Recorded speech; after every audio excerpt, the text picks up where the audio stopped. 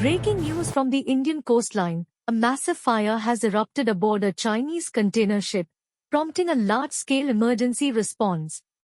What's happening at sea right now is nothing short of a maritime crisis. A Chinese container vessel, sailing near the Indian coast, caught fire under mysterious circumstances. The flames have engulfed large parts of the ship, and despite continuous firefighting efforts, the blaze is not yet under control. In a daring and swift response, the Indian Air Force conducted a rescue operation and successfully evacuated 14 crew members from the burning ship.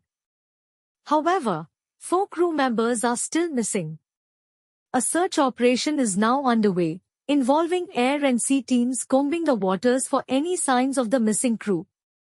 Firefighting operations continue as emergency teams struggle to bring the flames under control.